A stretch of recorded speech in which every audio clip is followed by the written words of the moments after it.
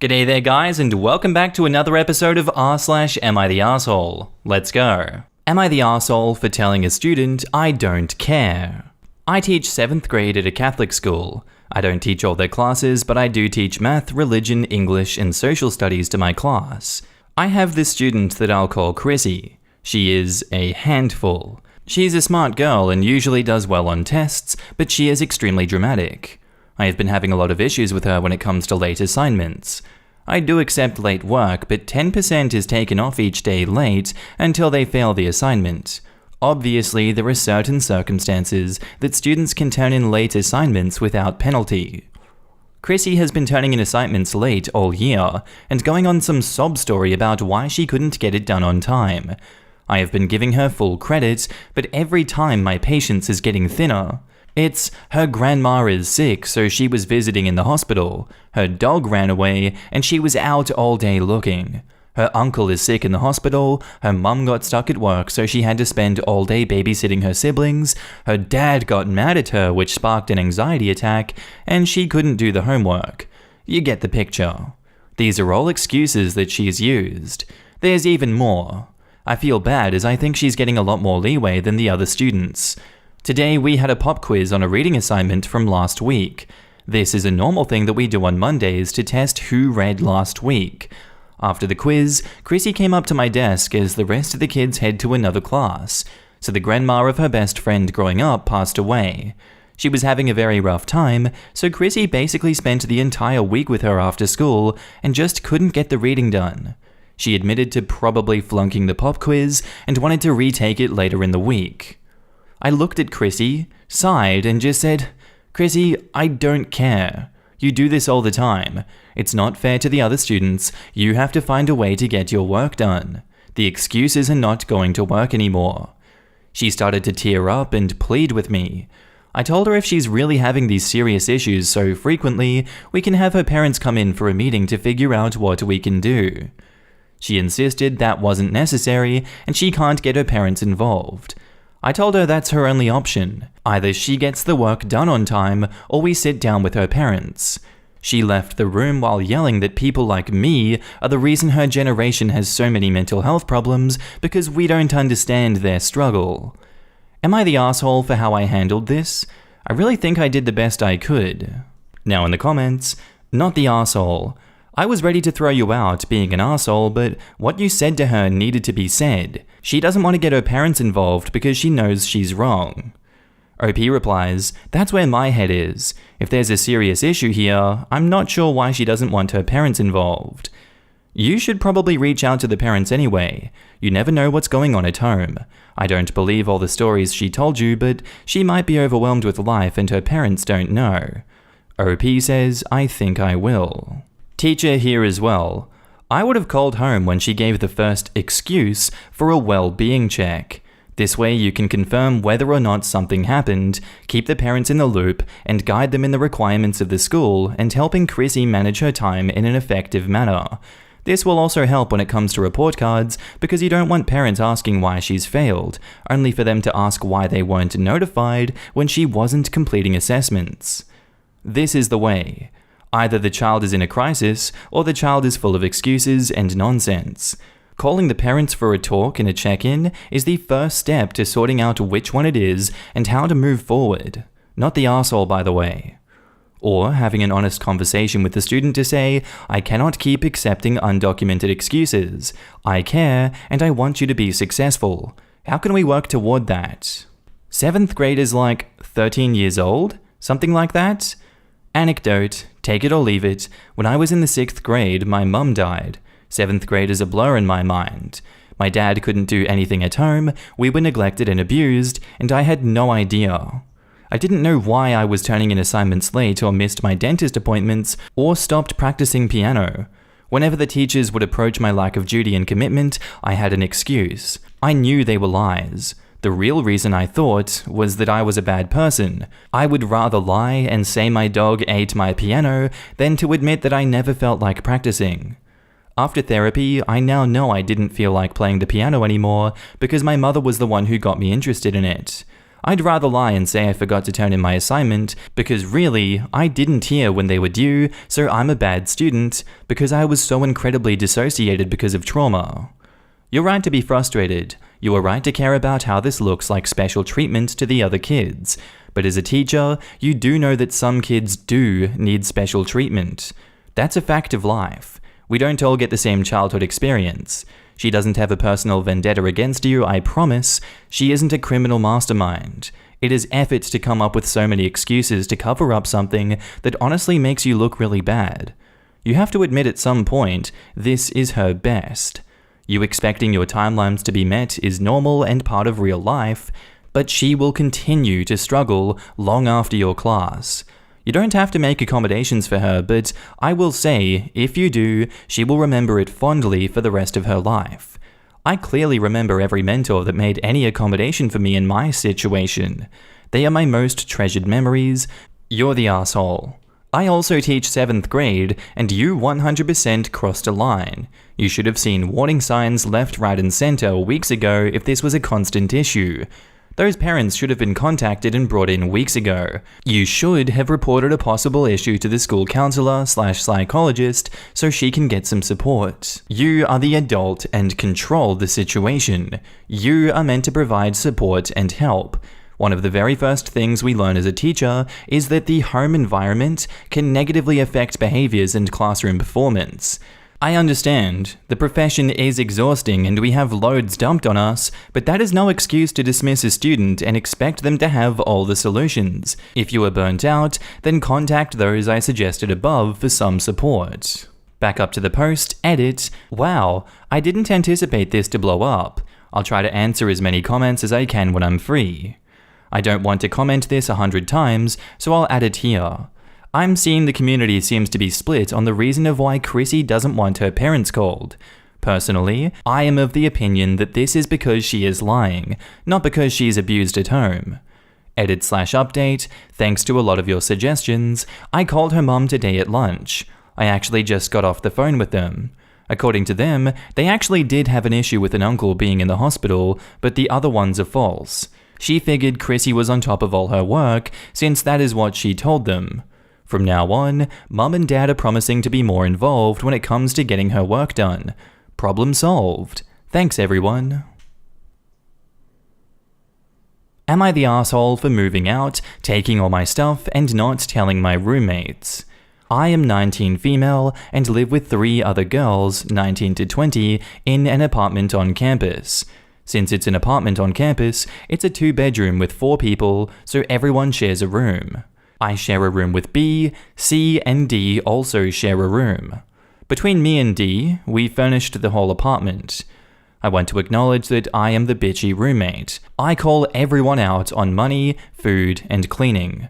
I'm a full-time college student and I work 40 hours a week on top of that, but I'm also the one that does the most chores.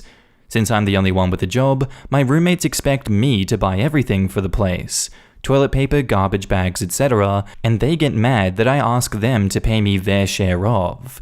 I really enjoy cooking, and it's a huge stress relief for me. For the first month of the semester, we did group groceries and group meals. It was cheaper, and we would be getting better meals. I figured out we could get 2 weeks worth of meals for around $30 to $40 each every 2 weeks. I make the grocery list and cook the meals. After about a month, B and C said they don't want to do group groceries anymore because it's too expensive. I now cook meals for me and D, we shop together and split the cost 50-50. I'm cooking food for me and D still, B and C expect me to make them food. I told them they didn't pay for food, so I'm not making them any. So now they go out to eat and get takeout every night, then complain that they don't have any money. B has a boyfriend. He comes over and spends the night too. I share a room with B.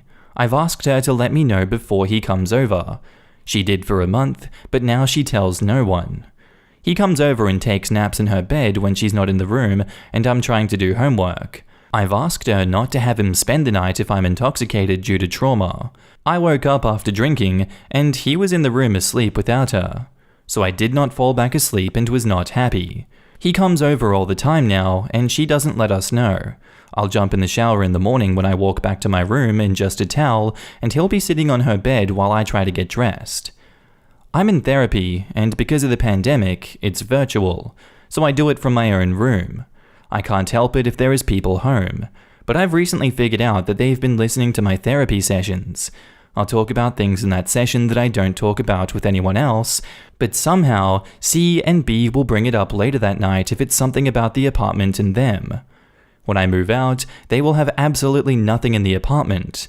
No pots or pans, couch, a coffee table, a TV stand, all decorations, etc. I already cancelled my housing contract for next semester. It isn't going to be worth $2,000 for me. So I left for 2 weeks, packed up most of my stuff, and then left with it. I only told D that I was leaving for 2 weeks, so B and C have no idea where I am or most of my stuff, and honestly, I'm fine with it. Am I the asshole? Now in the comments, not the asshole. You don't owe them an explanation. They continuously crossed boundaries and didn't respect you enough. Your roomie's BF is nasty too. He's sitting there knowing you need to get dressed. That's gross. If you share a room, he shouldn't be staying over like that. Also, you own that stuff. They are adults and can figure their crap out. You should try and get a place with D. And edit, you do not owe people who treat you badly an explanation or another chance to talk you out of it. The only person who truly matters in your life is you, OP. You told the roommate D what was up because she respected you. You don't owe the other two anything. They were abusive and horrible to you. Worry about yourself, not if you hurt their feelings. They should have considered yours if they wanted you to consider theirs. Your roommates sound awful. Moving out and taking your stuff is clearly not a problem. You were free to do so. The only real question is whether doing it with no notice is an asshole move. I am leaning not the asshole. It would be nice to give them a heads up that you're leaving, but you aren't obligated to do so. She told D that she was moving out, which was nice, because she seems like a decent roommate, and as far as I'm concerned, telling B and C that she was moving out is a bad idea. They'll be petty and steal and break stuff. I would just leave them a note telling them why they suck and to grow up, and if she needs a roommate, maybe ask D if she wanted to move out too. Not the asshole. When things become intolerable in an apartment living situation with the roommates, about the only thing to do is to move out. Sometimes you have to do things first and then let them know later to avoid unpleasant confrontation.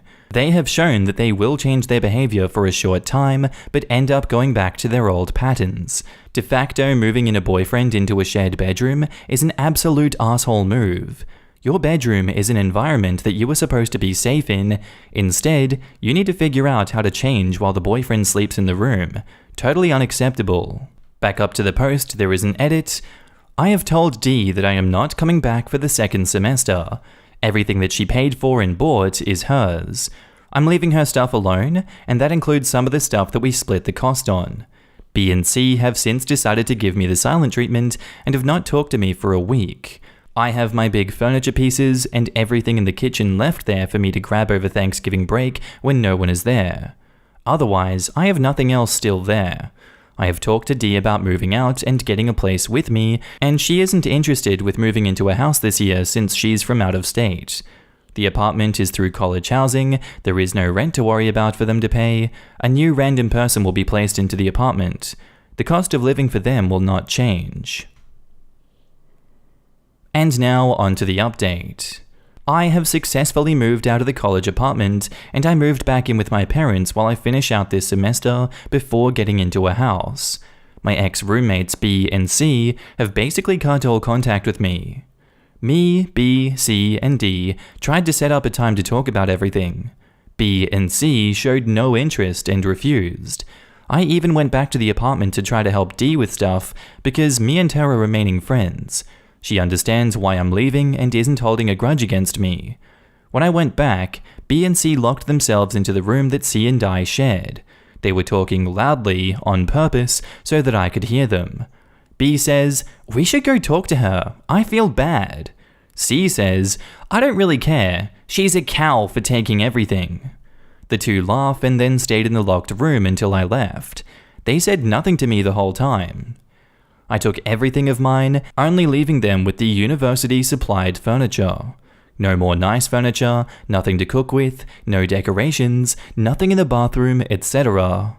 I moved everything out when everyone was gone for the weekend. In moving out, I haven't been able to find a few of my belongings.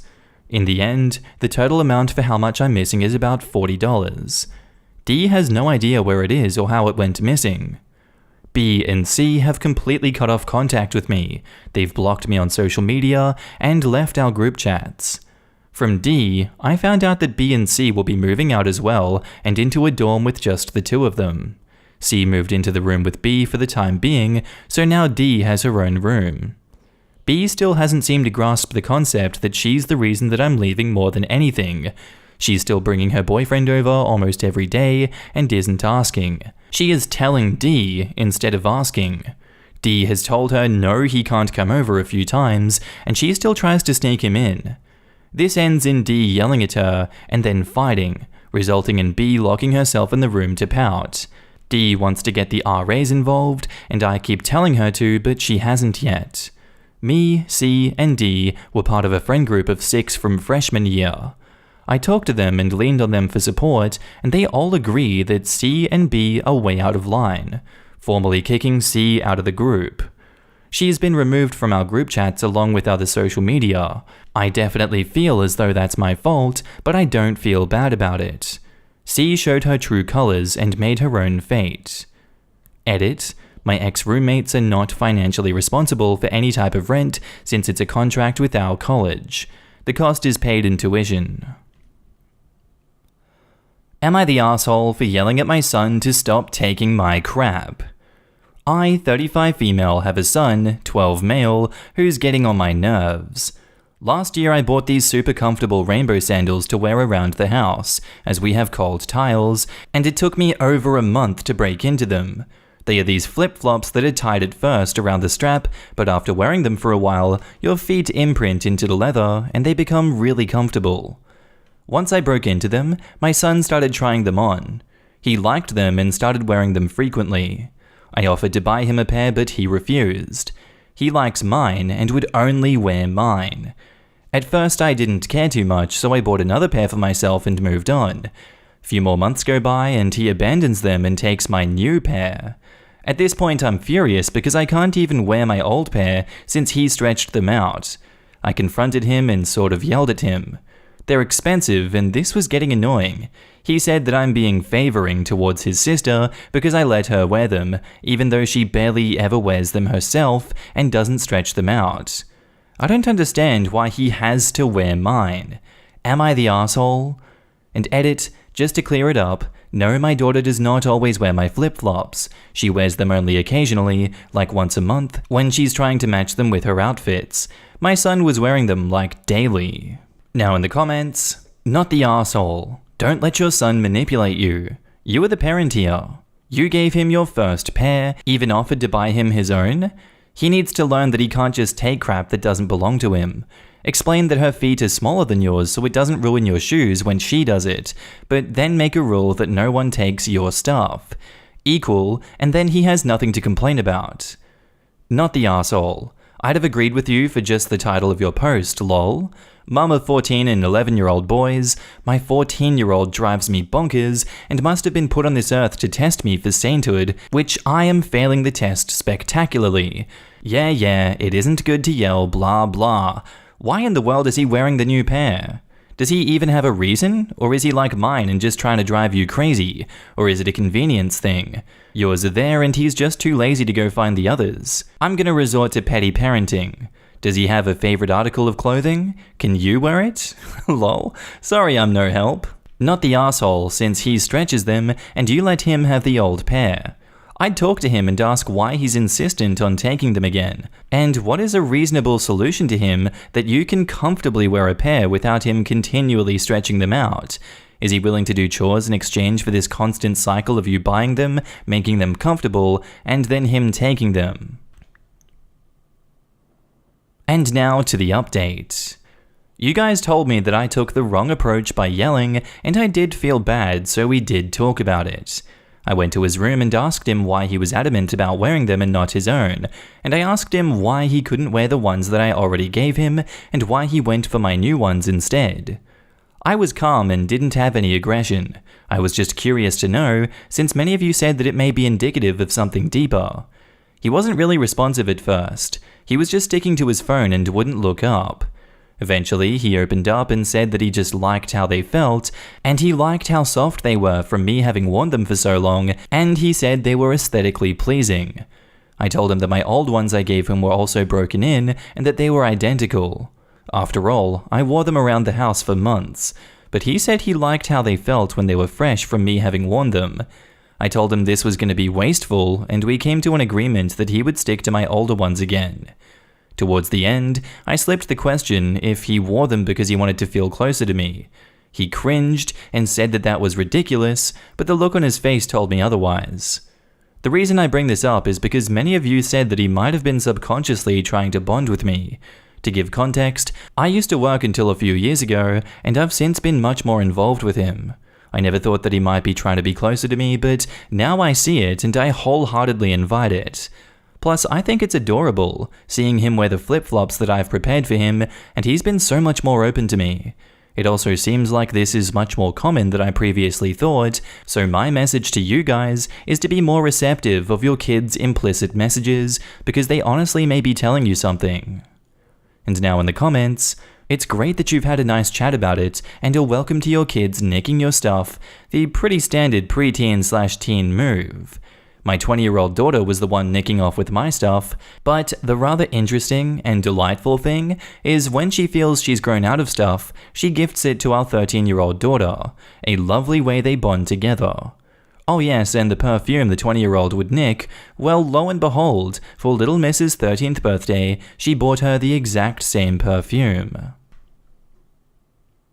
And that is where I end the episode today, guys. I do hope you enjoyed it. If you did, smack that like button. And as always, if I don't see you again, good afternoon, good evening, and good night. Bye.